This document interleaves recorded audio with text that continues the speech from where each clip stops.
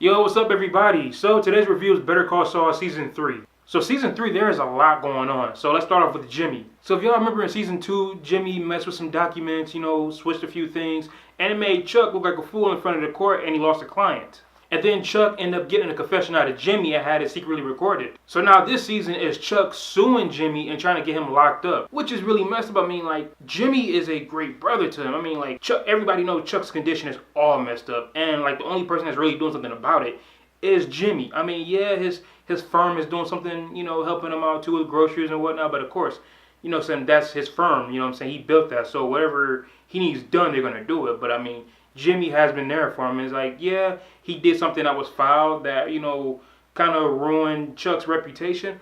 It was already messed up from the get-go with the situation. And all the scenes between Jimmy and Chuck are really great. I mean, the court scenes were entertaining as hell. Because we get to see a lot more of Chuck. It's like he's starting to realize, like, does he really have this condition, or is it all made up inside of his mind? So we get to, go further into that. And we also get to see where the name Saul Goodman comes from. I mean, earlier on in, I think like last season or whatever, and even from Breaking Bad, Saul Goodman is like a joke. Like it's all good, man.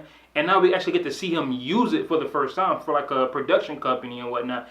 And you get to see him go more into the slipping Jimmy character. Like he tried to get away from that, but now it's like, times are getting hard financially wise, his lawyer career, so now he has to kind of get back to some of his old tricks to get where he needs to be. Another story arc that really makes the season great is the story between Hector and Mike. Like with that going on, we get the reintroduction of Gus. Like Gus was the main guy, the main bad guy in Breaking Bad. It's like, if you say Breaking Bad, you're going to just remember Gus. You know what I'm saying? Gus was probably one of the best characters. So to get him in Better Call Saul, oh my God, it's like a dream come true. And we really get to see the hatred and the jealousy that Hector has for Gus. It's like when they're standing in front of their main boss, it's like you have Gus who's neatly dressed, who's polite, who has his money in a nice neat stack, and then you have Hector who has like a Nike duffel bag with all his money and rubber bands. You know what I'm saying? It makes him look bad, and it pisses him off that Gus is the one that's really moving up in the business. And Gus is such a great character. I mean, there's a scene where something really bad happens at his job that can easily reveal his identity. And really all he does is, he gathers everybody around, gives them this big epic speech, and everything is good. Everything is back to the way it was. I'm like, man, this dude really knows how to go under the radar. He knows what he's doing. That's why that's why he's undetected, and that's why he's, where we see him at in Breaking Bad. That's what I love about this character.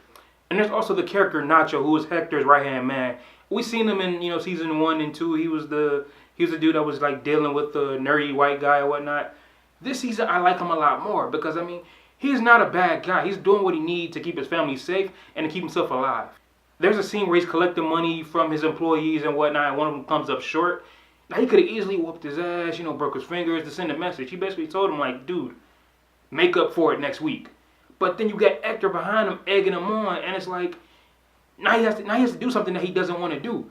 And I mean, I like that because, the look on his face and everything when he does it, it's like, I don't want to do this. I just want to, make some money, do my job and call it a day. So I really like him. And, I mean, what he had to go through with this season, so I really hope he doesn't end up dead or in jail, when the series is over with. And this is also the season where Mike and Gus meet for the first time. It's like I always wanted to know, like, how did they get to be business partners, especially with Mike being an ex-cop and whatnot. So, they finally meet for the first time. They also have the same enemy, the common, enemy, which is Hector. So that's where they first meet. That's where they have their mutual understanding. So it'll be nice. It's going to be nice to see exactly what they're going to do together in next couple seasons. Better Call Saul Season 3 is a great season. I mean, I'm actually liking this show a little more than Breaking Bad because the first few seasons of this show is not boring. You know what I'm saying? It picks up. It's nice to see how Jimmy became Saul Goodman, and we get to see Mike and to see how he go from ex-cop, parking lot attendant to Gus's henchman, and also Michael McKean as Chuck. I mean, that's a character that you hate. I mean, at first I was just like, oh man, that's messed up. You know what I'm saying? He's all jacked up and everything. But no, it's like this season's like, I fucking hate Chuck. It's like, oh my God. He needs to die. But at the same time, it's like, that's Jimmy's brother, so I kind of don't want him to die. But yeah, I can see Michael McKean, getting nominated for Emmy and possibly winning. That's how great his performance is this season. But Better Call Saul season 3, if you've seen it, comment down below and tell me what you think, and I will see you next time. Peace.